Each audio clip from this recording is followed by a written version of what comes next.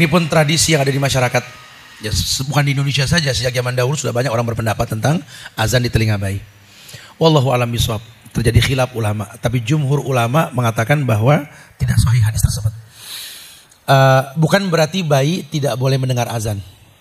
Karena azan itu seindah-indahnya panggilan. Tapi dikembalikan hukum bahwa azan untuk sholat tadi. Kalimat hayya ala sholat, mari kita sholat. Itu aja pakai bahasa yang gampang deh. Kayak orang yang ngirim Al-Fatihah, ada kalimat ayat, ihdinas siratal mustaqim, tunjuki kami jalan yang lurus. Kami siapa? Yang baca. Kenapa kasih orang? Kalau dikasih orang jadi ihdihi. Kalau kasih kami ihdinas siratal mustaqim, ya. Memang terjadi khilaf di situ. Adapun tentang azan di telinga bayi ini, di kitab Ad-Dawa Dawa Ibnu Qayyim Al-Jauziyah, salah seorang ulama yang memperbolehkan, ya, yang memperbolehkan. Tapi rujukan hadis secara ilmiah tidak ada hadis yang sahih. Law kana khairan la sabaquna ilaih. Kalau seandainya baik, para sahabat sudah melakukan, dan tak ada sahabat pun yang melakukan itu. Nah, buat kita menyikapi khilaf yang ada, bagaimana Ustaz? Kembalikan ke hukum asal supaya nggak terjadi khilaf. Kalau memang azan untuk orang sholat, maka kembalikan ke situ. Wallahu alam bishawab, ya. Di antara tradisi yang dilakukan oleh mayoritas umat Islam Indonesia dalam rangka menyambut kehadiran jabang bayi adalah mengumandangkan azan pada telinga kanannya dan iqamat pada telinga kirinya. Kebiasaan ini bertujuan agar hal pertama yang didengar oleh bayi adalah kalimat tauhid, dan di samping agar sang jabang bayi terhindar dari berbagai pengaruh dan godaan syaitan. Meskipun demikian, sebagian umat Islam tidak melakukan tradisi tersebut dengan alasan tidak ada hadis sahih yang dapat dijadikan sebagai dalil disyariatkannya azan pada telinga bayi. Lalu bagaimana pendapat para ulama mazhab soal hukum mengadzani telinga bayi? Di sini para ulama bersepakat bahwa mengumandangkan azan sebelum melaksanakan sholat itu disyariatkan. Hanya saja mereka berbeda pendapat jika azan tersebut ditunjukkan untuk selain sholat, seperti azan untuk bayi yang baru saja dilahirkan. Pertama, mayoritas ulama meliputi ulama mazhab Hanafi, ulama mazhab Syafi'i, dan ulama mazhab Hambali menegaskan mengadzani bayi hukumnya sunnah. Syekh Ibnu Abidin dari mazhab Hanafi menuturkan, matlabun fil mawadhi'il lati yundabu lahal adhanu fi ghairi salati fayundabu lil mauludi. Pembahasan tentang tempat-tempat yang disunnahkan mengumandangkan adzan untuk selain tujuan salat, maka disunnahkan mengadzani telinga bayi. Muhammad Amin Ibnu Abidin, Raddul Mukhtar ala Durril Mukhtar juz 1 halaman 415. Imam Nawawi sebagai salah satu ikon ulama madhab Syafi'i menuliskan masalah ini di dalam kitab fikihnya yang fenomenal, yaitu Al-Majmu' Syarah Muhadzab. Beliau mengatakan, as-sunnatu ayyu adzina fi udunil mauludi inda wiladatihi zakaran kana au untha wa yakunul adhanu bilafzi adhanis salati. Qala jama'atun min ashabina yustahabbu ayyu adzina fi udunihil yumna wa yuqimas salata fi udunihil yusra.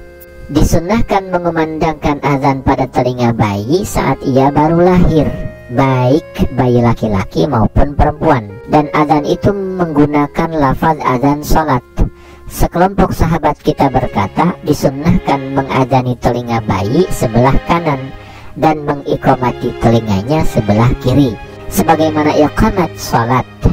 Yahya bin Syaraf An-Nawawi, Al-Majmu' Syarah Muhadzab juz 8 halaman 442.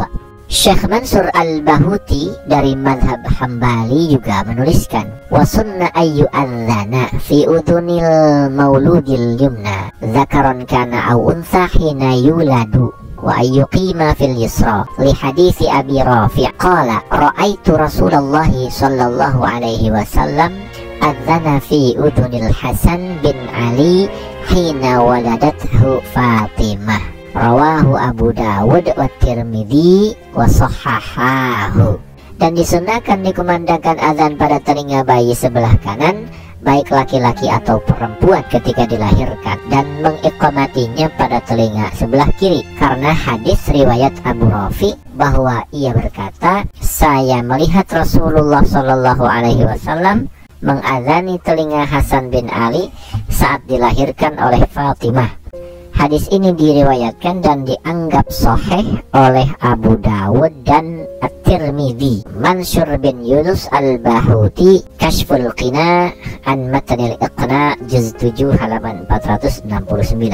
Kedua, sebagian ulama mazhab Malik menyatakan mengadzani bayi setelah dilahirkan hukumnya mubah, boleh. Syekh Al-Hattab dari mazhab Maliki menyebutkan, qultu wa qad jara 'amalun nasi bidzalika fala ba'sa bil 'amali bih.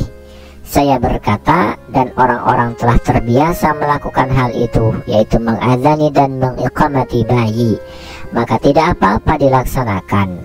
Muhammad bin Muhammad Al-Khattab, Mawahibul Jalil fi Syarhi Mukhtasaril Khalil, juz 3 halaman 321. Sebagian ulama mazhab Malik yang lain menegaskan hukum mengadzani bayi setelah dilahirkan adalah makruh. Syekh Al-Hattab dari mazhab Malik menulis, qala Syekh Abu Muhammad bin Abi Zaid fi Kitabil Jami' min Mukhtasaril Mudawwanah, wa kariha Malikun an yu'adzana fi udhunis sabiyyil mauludi.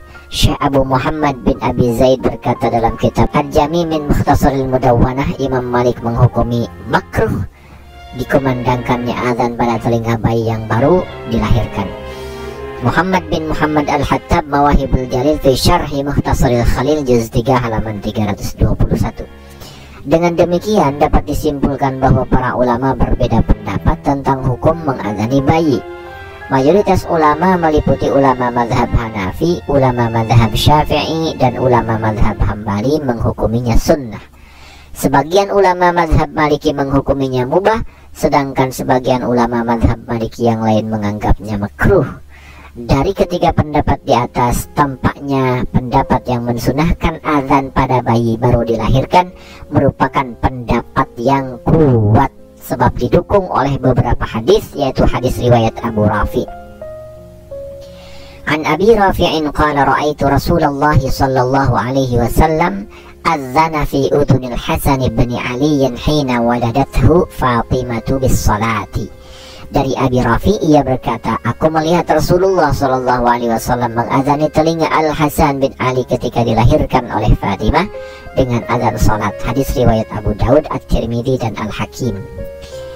Imam Al Hakim menilai hadis tersebut sebagai hadis yang sahih, sedangkan Imam At-Tirmidzi mengkategorikannya sebagai hadis yang hasan sahih. Jika Imam At-Tirmidzi menyebut kata hasan sahih, maka ada dua kemungkinan. Pertama, jika hadis tersebut memiliki dua sanad, maka salah satu sanadnya dihukumi hasan, sedangkan sanad yang lain dihukumi sahih. Kedua, jika hadis tersebut hanya memiliki satu sanad, maka artinya hadis itu dihukumi hasan menurut sebagian ulama dan dihukumi sahih menurut sebagian ulama yang lain. Lihat Mahmud At-Tahah, Taisirul Mustalahil Hadis, halaman 48. Imam Nawawi dari mazhab Syafi'i juga mensahihkan hadis ini sebagaimana tertuang dalam kitab Al-Majmu'. Lihat Yahya bin Syaraf An-Nawawi Al-Majmu', juz 8 halaman 442. Selain hadis di atas, pendapat ini juga diperkuat oleh hadis riwayat Husain bin Ali. An Husain qala Rasulullah sallallahu alaihi wasallam, man wulida lahu fa'adzana fi udhunihil yumna wa aqama fi udhunihil yusra lan tadurrahu ummus sibyan.